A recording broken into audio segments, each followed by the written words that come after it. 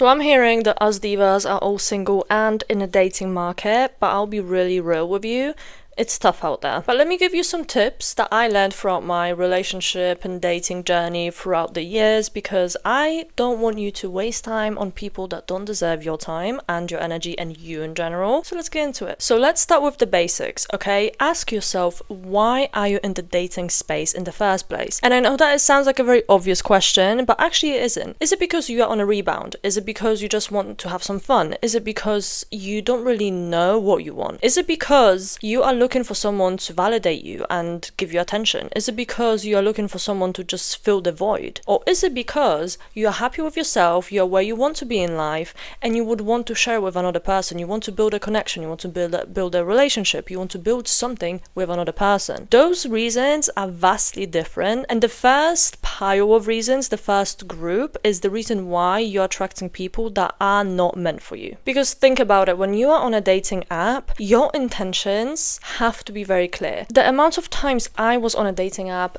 or in a dating space in general, and I would just not know what I wanted, and I would just accept anyone because of that reason. And that's how I would get myself into situationships and weird talking stages and people that were just unserious the whole time. And trust me, it's tiring, okay? Especially if you are someone that genuinely wants to be with another person and share something beautiful, that is not going to work. You have to have your intentions straight. You have to know what you want in the first place. So whenever someone asks you, what are you looking for on here, you should have a very clear answer to that. And it's not something that you have to share with everybody, but you should know it for yourself. The second thing is, do we even know what we want from a man? And I'm talking beyond attractiveness, good job, and all of those things. I am talking, do you want emotional intelligence from him? Do you want him to know how to communicate? Do you want him to be quite calm and stable? Do you want him to be secure in his masculinity in his life? Do you want him to know how to step up and show up? Do you want him to be family oriented? Do you want him to be good with kids? It is really crucial to know all of this, because if you're looking for someone to build something with, aka relationship, you have to share those core values, because otherwise it's just not gonna work. Like, you need to share those fundamental values, and if they are not there, out, next, thank you. So I would suggest start by writing everything down, all the qualities that you are looking for in a man, and I'm talking again beyond the external things. Have it all written down, so you literally have like a checklist, and when you're talking to someone, you can literally tick it off, because at the end of the day, you need to be aware of those things. You need to know that you can trust that person and you can go on to the next step. And I'm not talking, you have to like observe them and analyze them so intensely that you forget to be present, but of course just be aware of what you want, because all of those things are your standards and they are non-negotiable, period. And now when we get to the dating stage, so for example, going on a date with a guy that you just met, think about what is your first ideal date. So it could be just walking in a park and just having a talk. Maybe it's just going for a coffee, or maybe it's actually having a meal, going to an arcade, bowling. It depends what you look for. It is very important to know what you want to do. And I'm not trying to say you plan the date, but if the guy, let's say he asks what is your first ideal date, or maybe they just want to get to know you a bit more, or maybe they want to plan something that you will like, just have those answers ready. Like,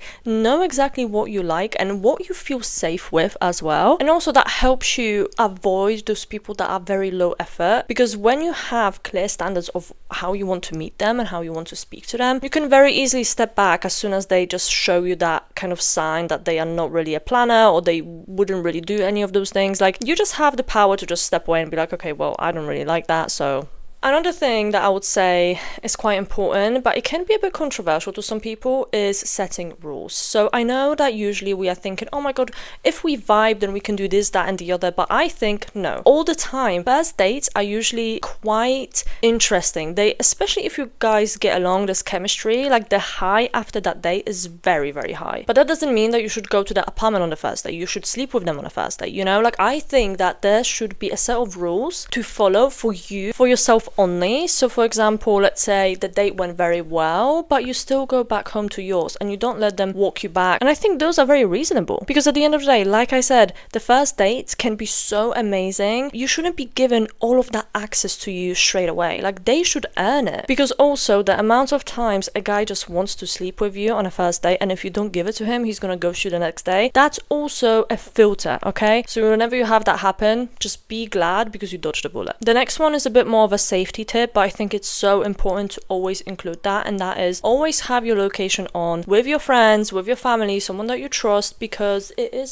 really, really important. In case the date doesn't go well, they can reach out to someone, they can pick you up, they can meet you halfway. Also, make sure to meet in a public place, don't go to the apartment. And I have an interesting tip. In case the guy is from a different city, I actually suggest you go in there, and let me explain why. I had a situation where a guy that I was talking to on a dating app, he came down to where I lived at the time, and basically the date did not go well, but he didn't want to go. And I just didn't know what to do, so I had to be with him the entire time. And once he actually was like, okay, I'm gonna go now because I'm getting tired, that was literally after like 5 hours of me just trying to tell him to go, and he just wouldn't have it. So since then, whenever a guy is from a different city, I actually make the effort to go to that city. Of course, they pay for tickets, or, you know, they kind of like, they pay for my stay or whatever it might be, especially if it's like for a longer time. But I will go there because in case something goes wrong, I just go to the coach station or the train station, I'm gone. Well, are they gonna follow me? Are they gonna buy a ticket? No. But when they are in your city, they can follow you home. Another tip is that if the date is not going well, don't be afraid to cut it short. Even if you have planned something else, and maybe you have like a bowling day after, or maybe you have, I don't know, a little walk or something that you guys were talking about. If you guys are not clicking,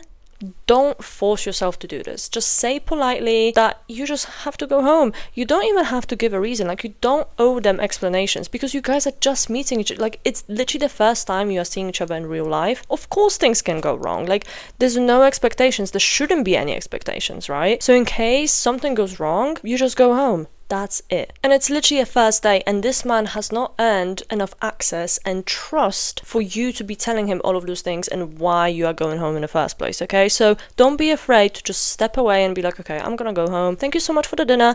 I will see you or not. That's it. And speaking of earning access and trust, please don't rush things, okay? I know that the initial high after a first date, especially if it went well, can be really high and really strong, but it fades away pretty quickly. And it's really important to pay attention to your pattern recognition and just seeing how the man behaves after. If he is initiating on other plans, if he is still checking up on you the same way he was before the date, you need to look at all of those things. You need to observe them. And I'm not trying to say be constantly on high alert and try to like look at every single thing and overthink it, but just be aware of anything that is possibly changing, because if it is, then it might be a sign that maybe the guy was not fully interested, or maybe it's just not clicking anymore. Because when you jump into those fantasies of what this person could be, the amount of times that you attach to this projection that you made up in your head, or potential that you see in that person, but in reality they might never ever be able to reach that, and that's how you get hurt. That's how you get your heart broken. So be careful. Another really key tip is that I think not many people are talking about is do not share too much of your life on a first date. And even in talking stages, I know that it's different for everybody. Sometimes people hit it off so well that it's literally natural to talk about certain things. Again, it's about earning that access and trust. And if the guy just met you, please be careful of what you share about your life. I'm not trying to say play hard to get, but what I am saying is just be cautious and keep certain parts of your life to yourself. If I'm being completely honest, that's how most of my talking stages would fail, because I used to trauma dump a lot back in the day. I don't do that anymore, but I used to, and I used to tell guys like straight away, and it just was not cute, okay? So don't do that. Don't make my mistake. Another thing that I have as a rule is that if we don't get along through text, I don't want to meet you in real life. And now a lot of people might be saying, but oh, maybe they are just a bad texter, but in real life they might be really funny and talkative. No, I don't believe that. I'm sorry. Like, the amount of times that I had a guy that would be a really bad texter, and then I would meet him and he would be even worse in real life. No. If I don't feel the vibe while we are texting or even calling, I'm not gonna feel the vibe in real life. I just know that I will not. It might be different for you, but I would say it rarely happens. I think if someone is genuinely interested in you, despite not being a good texter, they will put in the effort. They will try to respond to your text. If they literally go, like, you tell them about your day and they literally go, oh nice, do you really expect them to be different in real life? Please, like, they're not going to be, okay? So don't do that. Like, if you feel like it's not working over text, it's not gonna work in real life. Period. And also, don't be afraid to open up about your standards, okay? This acts as a filter, because when you are very honest about what you expect from a man, 80% or even 90% of them that are trying to date you, they will just walk away because they know that they can't live up to that. And don't take it personally. It literally acts as a filter. And especially when you see the response, okay? So for example, when they respond with getting defensive or belittling you, or maybe like turning it around and twisting it, you just know, okay? You just know that they are not it, okay? And the last big sister tip is just to observe. Observe patterns, because men will reveal themselves very, very quickly. Don't jump into fantasies too early on. Don't attach yourself too early on. Always tell yourself that you're looking for the consistency in the actions. You're looking for confirmation of the words in the actions, because at the end of the day, a man can tell you so many beautiful things, but if he does not act on those words mean shit, okay? They don't mean anything. Don't attach any meaning, don't rush any meaning until it's earned. That's how you stay safe in the dating space. And in case you have any more tips, please put them down in the comments, because the dating space is rough, okay? It can get rough out there. So if you have any more tips, please let us know. And also if you want more of those kind of things, let me know, because I could make it into short form content. But other than that, make sure to check out my other social medias, which is all linked in my description box below, as well as my podcast, Main Character Frequency. But other than that, thank you so much for watching this video. I hope you enjoyed it. Let me know what you thought, and I will see you in the next one. Bye for now.